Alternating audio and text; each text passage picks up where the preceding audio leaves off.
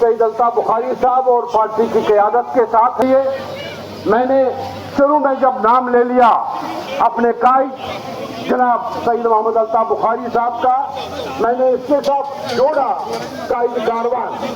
ہم نے اللہ سے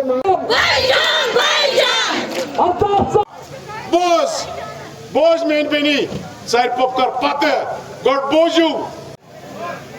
اگر الطاف صاحب تو اپنی پارٹی سے درامس ایسی نا یمن 30 ساسن من آسان 50 ساس نیبرم لگم یہ احساس کر کہ ہندوستان ست اگر اس تک فیصلس پہ آج تھی تھی کیوں دیتو دھوکہ لکن. بہ ونو پتر ہمارا مقدر ہندوستان کے ساتھ 1947 میں جڑ چکا ہے اور کوئی بھی طاقت اس کو کمزور نہیں کر سکتی ہے. جن لوگوں نے ہمیں دھوکہ دیا انہوں نے ہماری جانوں کا نذرانہ اس دھوکے سے لیا اور کچھ نہیں دیا. کبھی بھی یہ ممکن نہیں تھا کہ جموں کشمیر ہندوستان کا حصہ نہ رہتا، لیکن ان لوگوں کو اپنی سیاست پکانی تھی. اپنی سیاست اور اپنی اقتدار کے لیے انہوں نے لوگوں کو دھوکہ دیا. آج اگر ہم ان سے پوچھیں گے کیا کیا انہوں نے، 60 برس ایک جماعت رہی، 20 برس دوسری جماعت اقتدار میں رہی. اپنے گھروں کے بنا کیا کیا انہوں نے؟ مجھے بتاؤ، کیا وہاں ایک عام ورکر ان پارٹیوں میں صدر بن سکتا ہے؟ کیا عام ورکر وہاں یہ سوچ سکتا ہے کہ وہاں اس ریاست کی قیادت وہ کرے گا؟ کیا ان خاندانوں کے بنا اور ان خاندانوں کے چشم چراغوں کے بنا کوئی اور یہاں قابل نہیں ہے؟ لیکن ان خاندانوں نے یہی سوچا کہ ان کے چراغ ہی یہاں کے حکمران ہو سکتے ہیں، کیوں وہ حکمران تھے.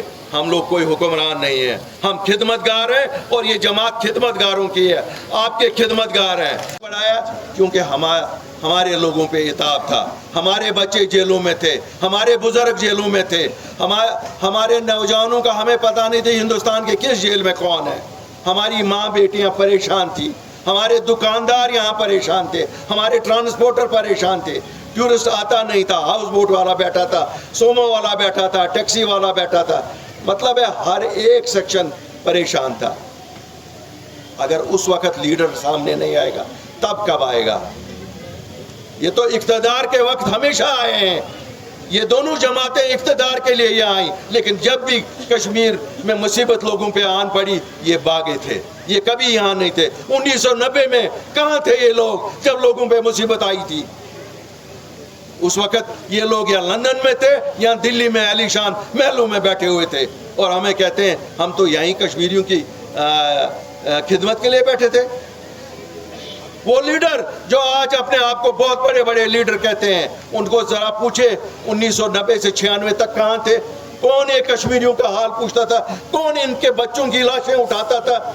کون ان ماؤں کے آنسوں کو صاف کرتا تھا؟ کسی میں پریشانی نہیں تھی. ان سب کو اگر پریشانی تھی کہ ہمیں چھوٹا گھر جموں میں ملا یا بڑا گھر دلی میں ملا، یہ اس کی جنگ ان کی آپس میں تھی. لیکن جموں کشمیر کا باشندہ کسی کو یاد نہیں تھا. کہتا ہوں عام کشمیری اٹھے گا اور الیکشن میں حصہ لے گا، اس کو ان لیڈروں کی ضرورت نہیں ہے. کیا صحیح چاہ تو جو ضرورت من ہے. آج آپ کی طاقت نے یہ ثابت کیا ہے کہ ان خاندانوں کی اب یہاں ضرورت نہیں ہے. آج عام آدمی، ایک وہ لڑکا جس کی کوئی بھی سیاسی بیک گراؤنڈ نہیں ہے، جو 10 کلومیٹر پیدل ایک کوڑی کے گاؤں سے آیا ہوا ہے، جس کی گھاس کی چھت تھی، آج وہ ان کو لڑکا آ رہا ہے، کہہ رہا ہے آ جاؤ میدان میں آ جاؤ، ہم دیکھیں گے کس کی ماں نے دودھ پیا ہے، کس کی ماں نے پانی پیا ہے. میری کوئی ضرورت نہیں. میری طاقت آپ لوگ ہیں جو آج یہاں پر ہیں. میری طاقت جموں کشمیر کے لوگ ہیں اور میری طاقت میرا سچ ہے. گھنٹوں پہ بھروسہ کرو گے، ان کی اب شیلف لائف ایکسپائر ہو گئی ہے. یہ ایکسپائرڈ مال ہے ان کا. اب جموں کشمیر کو لوگوں کو پتہ چلیے یہ لوگ کون ہیں. कब तक इनको भरोसा करोगे? इससे भी आप इनको ज्यादा बयानबाजी करवाओ। यहाँ कश्मीरी अब समझता है इस बयान के पीछे क्या है। हमें पता है दिल्ली से एक जमात को कहा जाता है तुम वो बयान दे दो जो गिलानी साहब मरहूम दिया करते थे, एक जमात को कहा जाता है तुम वो बयान दे दो जो कोई और साहब देते थे।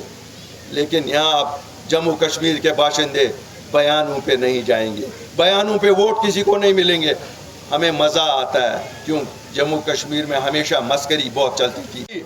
ये मैं चुना नेशनल टीम PDP वाली मैं आनो वो वरी आती बिकरानो दो ड्रामा एक दो वनानो एकस लेक कडित बेक दो वनानो बेकस लेक कडित मगर असली कथा हवान के असना हुत वोट ते तोय असना तुतना इस वोट असना आइने वोट मांगने थी मगर ज चीज कई बाकी करिन अल्लाह ताला रुत अदालत वलती दीतन बाय सनसी हकस मज उनको खुदा ताला दिए नजात। अगर अदालत दीती न के अस ओन बचाव बचाव थो डिफेंस थो सैलाब और आमुत अत दित ठोर बंड दितुस तुत ठोर दितुस यम सतन बचाव गस बचन मिलन नौकरी ते यमन मिलन ये सह बना पुलिस क्या यमी सर्विस मगर यह तरीक कह बुड़बब चूक दिवान तुलित दपान चूक के एक दो तेल तुम सतन यह कर ये चुना इंसाफ ही कुन 90 में कोई तहरीक के साथ निकला तो आप आज आप उसको वो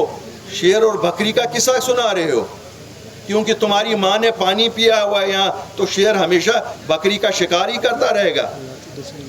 ये कोई अच्छी बात नहीं है, ये कोई अच्छी बात नहीं है कि आप बुजुर्गों को नौजवानों को आप अधेड़ उम्र के लोगों को थानों में बंद रख रहे हैं।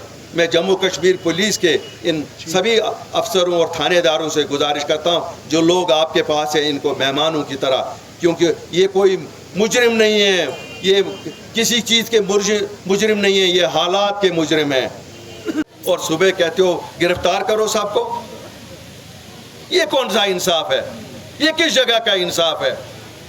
हमारे बच्चे मेहनत करते हैं और फिर रिटन टेस्ट में पास होते हैं, लेकिन जब सिलेक्ट हो जाते हैं आप कहते हो अब हमारा CID वाला वेरिफिकेशन नहीं देगा। CID वाला खुदा साहब बन गया यहाँ। ये क्या खुदा साहब है कि ये आपसे कहेगा किसको मैंने वेरिफिकेशन देनी है और किसको नहीं देनी है? हमारे बच्चे पासपोर्टों के लिए अप्लाई करते हैं, हमारे बुजुर्ग करते हैं, हमारे दीनी फरीज़े हैं, हज करना है, उम्रा करना है, उसके लिए पासपोर्ट नहीं मिल रहे हैं। ये कौन सा इंसाफ है?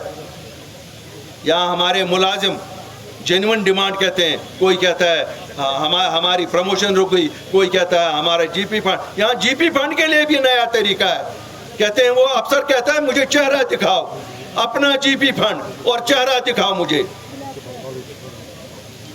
ये चीज़ें बंद होनी चाहिए, इन चीज़ों से नहीं चलेगा। और अगर ये चीज़ें बंद नहीं करेंगे तो फिर मैं LG इंतज़ामिया से कहता हूँ शायद हम भी बहुत देर तक लोगों को रोक नहीं सकेंगे।